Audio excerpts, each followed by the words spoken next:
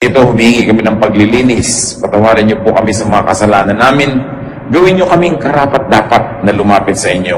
Alang-alang sa kabutihan at kalinisan ng iyong anak na si Jesus na siyang nagpapabuti at naglilinis sa amin. Turuan niyo po kami, Panginoon. Akayin, kayo po gusto namin maging tagapagsalita ngayon, tagapangaral.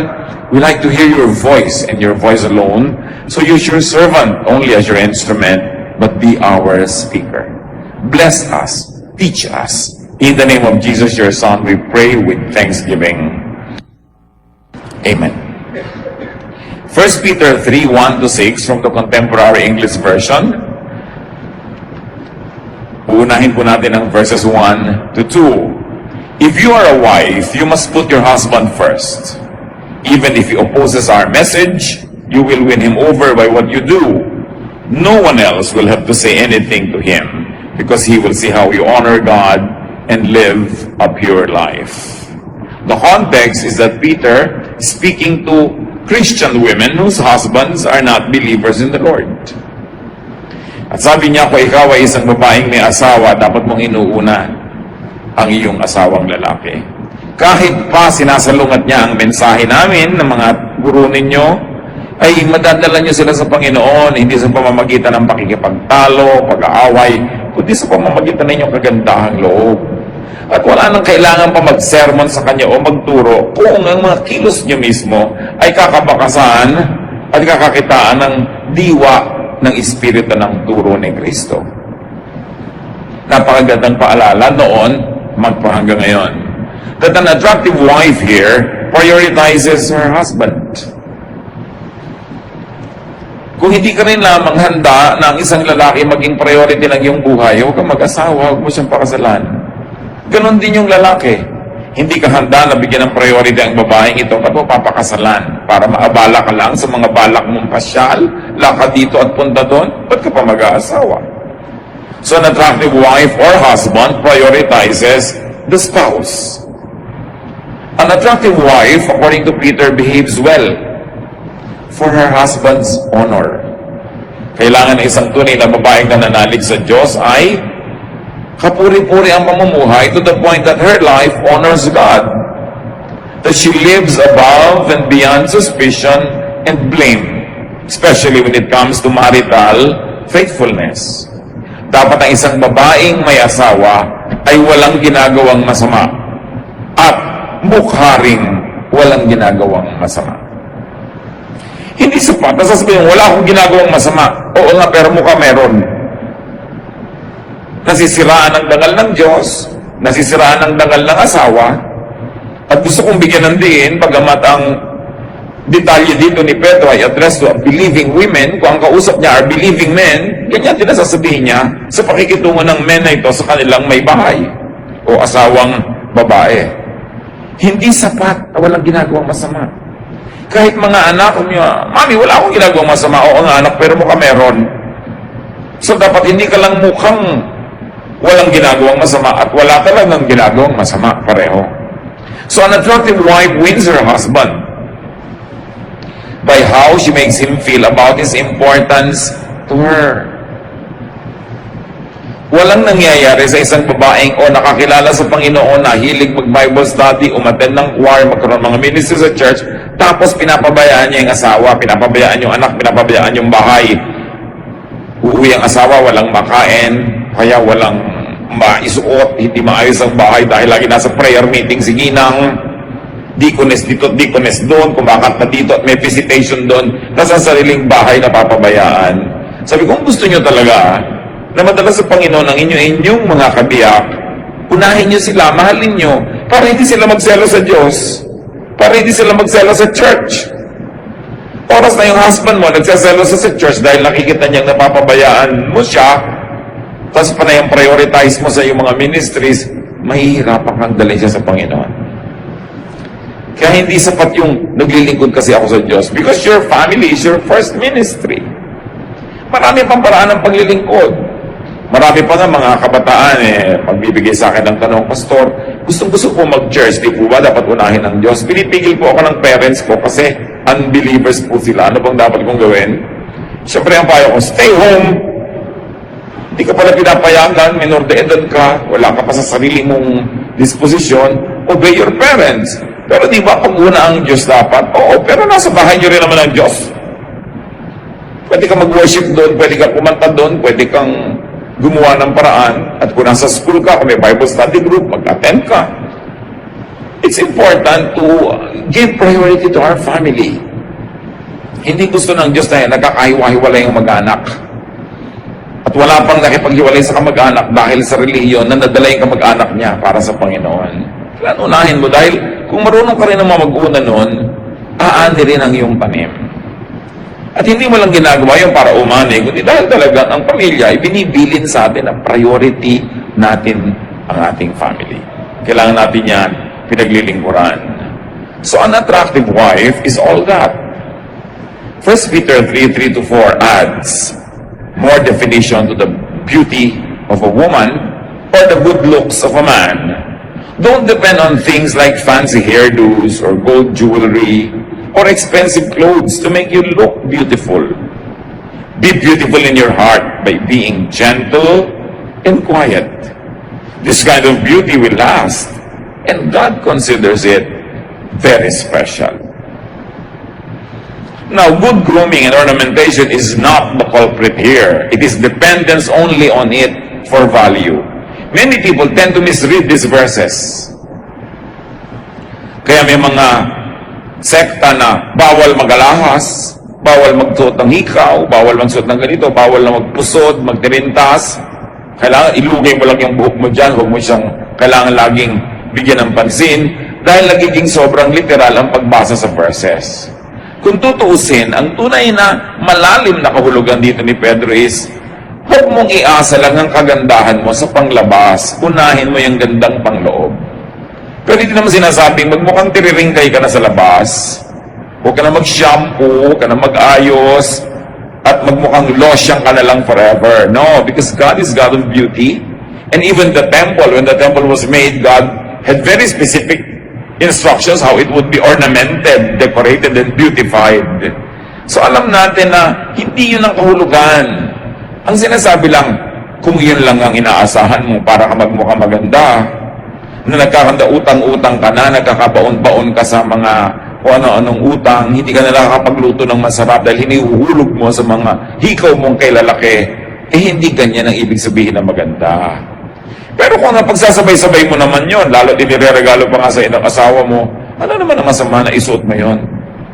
Dahil ang lahat ng magagandang bagay, ang mga hiyas, mga perlas, precious metals, are also created by God. And whenever you use them, not to eclipse your spiritual beauty, but to enhance, God is glorified because God is God of beauty. Huwag nating dadalhin yung mga ganitong verses to exaggerated misreading because they become very oppressive. And the tendency of people who read it that way is that they also become very judgmental of others. Kaya kung isa kang babae na ang nadinig mo at naituro sa yung interpretasyon ay literal na literal, ang tendency mo, hindi ka lang hindi mag-aalahas, hindi ka lang hindi mag-aayos ang buhok, i-judge mo rin ang lahat ng kapwa mo babae nag-aayos. And then it goes against the very nature of Christian teaching of non-judgmentalism. So do not carry this teaching too far. Do not take it too literally, because biblical language could be symbolic or could be exaggerating many times. Tulad ng tinatawag nila, Sea of Galilee. The Sea of Galilee is not a sea, it's a lake. It's a very small lake. But to exaggerate its significance to the people around that lake, they call it sea. Ganon, kailangan na unlock natin yung how to read the Bible.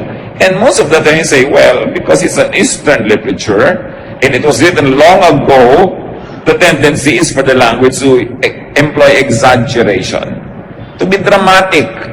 Parang sinabi mo, malungkot ba yung pelikula? Bumaha ng luha sa sinehan. Siyempre, hindi naman talaga literally bumaha. Kaya mga sabing mula ng inibigit at binugo mo ko ay luha ang aking banig. Luha ang aking unan. It's all poetic language. And the Bible was written that way.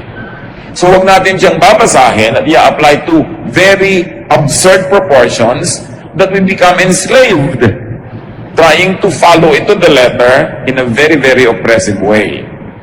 Now, going back to what Peter was saying about women, 1 Peter 3:5, long ago, those women who worshiped God and put their hope in Him made themselves beautiful by putting their husbands first. So pag nagtanungan yung mga misis, anong ginagawa mo ngayon? Nagpapaganda. Naglalaba ka, ano? Kasi by putting their husbands first.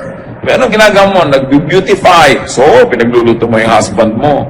Kasi daw noon, ang pagpapaganda ng mga babae, dinadaan nila sa pag-uuna sa pangangailangan ng kanilang asawa. But of course, this prioritizing of husband does not only mean na maging chimay ka, na maging kusinera ka, maging labandera ka. Mas may malalim siyang kahulugan.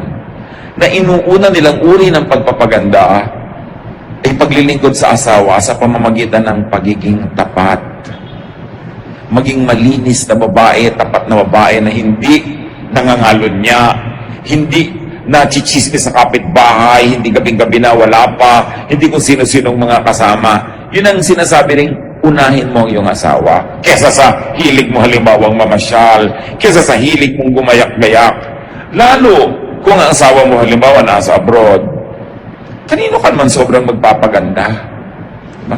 So, mapag-iisipan ka ng kapitbahay mo, labas ka ng labas, ang ganda-ganda mo, tapos wala yung asawa mo.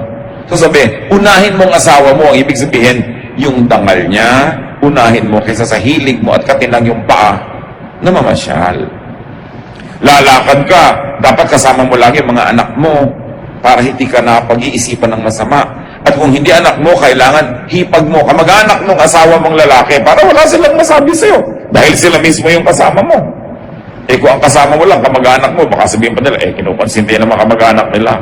Pero in-laws mo kasama mo, biyanan mong kasama mong mamasyal, mag-spa, hindi ka magchichismis. This is what it really means to prioritize your husband, to prioritize his honor, his dignity. Lalo ngayon, napakarami pong mga mag-asawang hindi magkasama dahil sa trabaho, mga ginang at mga Mr. Den. Hindi nyo kailangan sobrang magpa-sexy, magpaganda, lalo wala naman yung asawa nyo. Yun ang pagtitiis at yun ang sakripisyo na hinihingi para sa mga banal na babae at ganoon din sa mga banal na lalaki.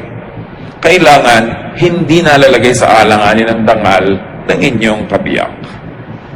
But all being said, Peter was saying that women should not depend on outward decoration for beauty. Hindi sinabing don't decorate. Hindi sinabing don't wear this and don't wear that. Literally, kundi don't depend on it for substance because it can never compensate for a bad character. Kahit busilak sa kaputian ng iyong suot, pero kung marami ang iyong kalooban, baliwala yun. Kasi sinasabi, unahin mo character development. Kung meron kang limited time para magpaganda ng kutis o magbasa ng Biblia, dapat unahin mo yung pampaganda ng iyong espiritu. Pero kung meron ka naman talaga magaling na time management, magsasabay mo naman yan eh. Hindi naman kailangan mamili lang ng isa sa dalawa. Kailangan lang time management. Isipin nyo, lalo yung mga mahilig mag-beauty parlor, ilang oras na nasa beauty parlor ng isang tao, ilang oras ka nagbabasa ng Biblia, ilang oras ka nagko-quiet time, gaano katagal na nag-uubos ang panahon sa pagpapatuwid ng buhok na kulot at sa pagkukulot ng buhok na tuwid. Diba? Sa pagpapalight ng color ng dark hair at sa pagpapadark naman ng light.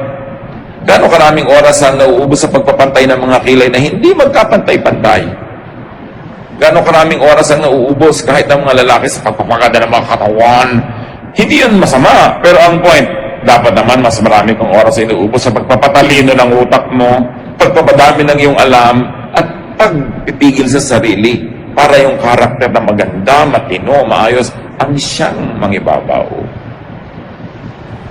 So how much of our time, our talent, our treasure do we invest in things that are purely physical and will not last? You know that beauty does not last. Yung nagkukulay ng buhok, 2 linggo pa lang lumalabas sa ulit mga puti doon sa may roots. It really doesn't last. So mahalaga karakter, sabi, dahil sa tingin daw ng Diyos, yun ang mahalaga. And this requires no financial expense. yung character development. So don't let what is seen outside define your beauty. Pag sinabing, uy, kilala mo ba yung asawa ni ano? Alin yung mahaba ang buhok o yung alin yung mabait? Diba? Alin yung ang laki-laki ng hikaw o yung patulungin? Anong klaseng impression ang ginagawa natin? Kasi hindi lang tao ang nakakakita. Ang pinakamahalaga sa lahat, our audience of one, the Lord, who is pleased when the Lord sees good character at work. So be beautiful inside by being gentle, sabi, and quiet. Hindi maganda yung babae na sobrang buwangera. Malakas magsalita, malakas tumawa. Yung nakita mo na yung ngala-ngala pag tumatawa, kahit maganda yung skin niya, baduy pa rin. Sabi, gusto mo maging magandang babae ka, yung maging mayumi ka. No? Hindi yung pag nakaupo, nakabuka ka. Pag naglalakad, parang kabayo. Kung makakembot, parang karetela sa makubakong kalsada. Sabi, kailangan gentle, quiet. Yung nandyan siya, kasi mapapasin, ay nandito pala siya. Hindi ang ingay-ingayang, tadang, eto ako. Binabaligtad kasi yun because of the showbiz orientation of today's culture. Kailangan ipinagsigsigawan mo maganda ka. Kailangan 5 kulay ng buhok mo at makintab-kintab pa para katingnan. Tapos pag tinanong ka, spell no, sa mo, ano yun? Hindi mo pa kayang spellin pala yung no. Pero ang daming kulay ng buhok mo. So mahalaga, hindi pa samang may kulay, pero dapat pagka naman kinausap ka, ay, hindi lang pala buhay niya, ang buhok niya makulay, pati katalinuhan niya, maganda. Sabi, don't settle for something that is superficial. Because superficial is only for 3 seconds. What can sustain is character. Nakita nyo yung kagagandang mga artista, bakit sa kabila ng ganda, hinihiwalayan pa rin ang asawa? Kasi hindi matiis ang ugali.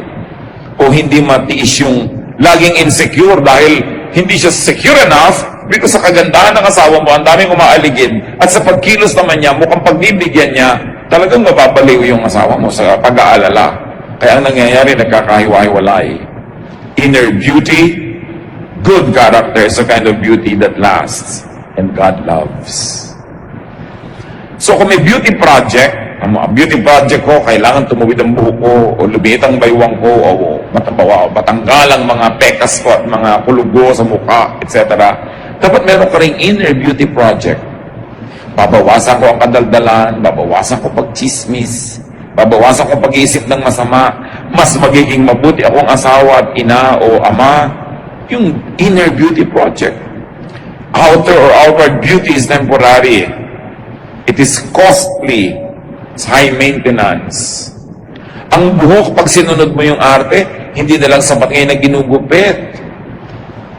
Kailangan sina shampoo, kino-conditioner, may leave-on conditioner pa, may highlight pa yan. At ang buhok, pati ngayon, ay nire-relax na rin. Dahil stressed ang buhok. Nagtataloko kayo sa mga advertising para lahat ng pera nyo mapunta doon, tapos ang ulam nyo, 3 dilis. Hati-hati kayo anak sa dilis, mahal magpa-straight ng buhok ha. Tapos pag yung ulo mo, nahihilo ka tuloy. Hindi na pinagpapapaniwalaan dapat yung mga nakikita nyo na computer-enhanced advertising. Walang ganong buhok sa totoong buhay. But it's really not just about looks, even among men. 1 Samuel 16:1-7, kala nyo babae lang yun? One day, God said, Samuel, I've rejected Saul and I refuse to let him be king any longer. Stop feeling sad about him. Put some olive oil in a small container and go visit a man named Jesse who lives in Bethlehem. I've chosen one of his sons to be my king. So sabi nitong si Lord, alam mo, sobra na ang mga kamalian niyang Saul na yan, ha? Tama na ang pagiging king. Pipili na ako ng iba. Sige, maganda ka, at huwag kang mag-inarpid dyan. Yung Romeo, ganito siya noon. Ngayon, ganun. Hindi naman nila kasalanan. Dahil ito, umandar ang edad eh. Gravity work, indeed, its part. At lahat ng maganda, magkakaganyan din. Sa katunayan, ang ganda sa sandali. Parang tanghaling tapat lang, ang bilis lumampas. Ang tunay na kagandahan ng isang babae sa isang lalaki, wala pang 10 taon. Kaya nakikita mo kami sa, ay, tumawid na siya. Yung matanda na siya. Yung may tatawirin ka kasi na biglang matanda ka na. Wala kang magagawa tungkol doon. At habang hinahabol mo ng surgery yan, na lahat ng mata ng 5 babae sa inyo makakabuka na, no? Pare-pareho pala kayo ng surgeon. Ngayon lahat ng babae sa isang bayan magkakamuka. Kasi isa yung gumugupit ng mukha nila. Gusto nyo yun? Walang character? Tapos tawang-tawa ka na, sabi mo, kasi hindi ka pwedeng humalakak, baka mapilas ang mukha mo. Bakit papahirapan ng sarili? Ang ganda-ganda ng babae na umiidad na alam mong may pinagkatandaan, nagpalaki ng anak, naging mabuting babae. Tapos kitingnan mo yung kamay, mga puro kulubot-kulubot kasi maraming nilaban, maraming pinlansya, maraming talsik ng mantika. Sa totoo lang, yun talaga ang magandang babae. Magtataka ka sa nagkaanak at nagkaasat, ang ganda-ganda pa rin, liban na lang super bilyonarya, maraming mga katulong. Anong mga hindi mo ginawang trabahong bahay? Bakit ganyan ka pa rin? Kakainis. Hindi yun katangian. Maaaring isang malaking kapintasan nyo na marami kasi kurong pinabayaan. Liban na ang galing mo rin mag-maintain. Meron namang gano'n, talagang ang galing na ina, tapos ang galing pa rin ang kagandahan niya. Yan ang mga tinatawag nating super bonus. Pero among ordinary mortals like us, talagang pagtatrabaho, paglilingkod, bumubukol, pumepeklat. At yun ang talagang tunay na tropeo ng kagandahan. Meron ako isang kilalang tatay, laglag na laglag ang balikat niya. Yung pala, lagi siyang may dalang mabibigat na toolbox kasi mekaniko. Tapos wala siyang sariling sasakyan, buhat-buhat niya kahit saan. Ang ganda naman ng mga balikat ng tatay na gano'n, yung lumaglag na sa paghahanap buhay para sa mga anak. What is your concept of beauty? A beautiful body is a body that shows how it served well. God, loved ones, country, church. Kaya may mga bayani na may mga halimbawa na tamaan ng bala, may mga peklat, hindi nila ipinapaayos. Kasi yan ang badge of their heroism. Isang patunay na meron sila naging mga paglilingkod. Di ba parang wala ka namang karakter na ang tanda-tanda mo na wala man lang mark yung mukha mo? Kasi bawat mark ng mukha is a story. Is history. So, kailangan appreciatein natin yun. Bakit kaya ang pangit ng kamay niya? Ay, hindi pala pangit ang kamay niya. Kasi mukhang kamay na nagtrabaho. Appreciate. Yung mga asawa naman kasi, pagka nahawi, hipon niya na yung mga wife niya, yung mga kamay nila magaspang, ba't bigla na binibitawan? Diba? Dapat mong lalong masahihin dahil naglalaba pala siya, namamalansya, nagluluto. Alam niyo yung maghiwa-hiwa ka lang at kung ano, nasari-sari talaga nangyayari sa kamay mo. It's important. Huwag tayong magpadala sa standard ng sanlibutan. Huwag tayong magpauto sa advertising. Huwag nating gayahin ang mga artista na 70 years old na, mukha pang 30. It's a joke. Yung generic face, magkakamukha, it's a joke.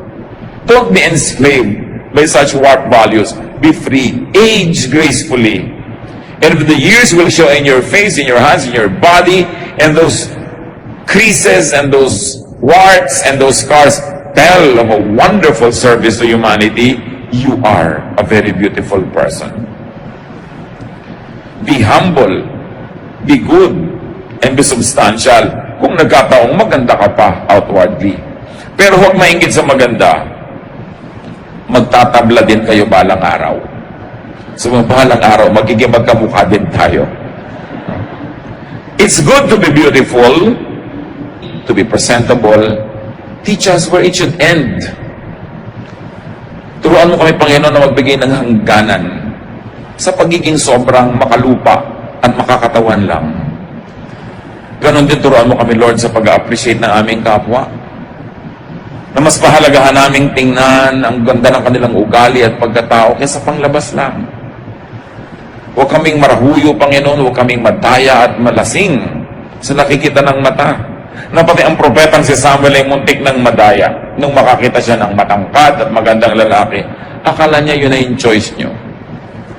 At kung meron sa amin mga kapatiran, Panginoon, na wala nung mga assets na yon na ipinagdiriwang ng sanlibutan, pero meron mga internal, spiritual, emotional, intellectual assets, Turuan mo kami, Lord, to find value in ourselves. Not to be inferior, not to be envious of others, not to compare ourselves with others, but to continue, Lord, to be thankful that you have given us spiritual, emotional, and intellectual assets.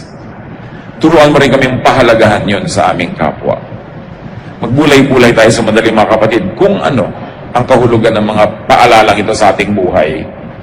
Sinong pinapahalagahan natin? Yung pang better looking na anak kaysa doon sa hindi masyadong good looking by the standards of the world?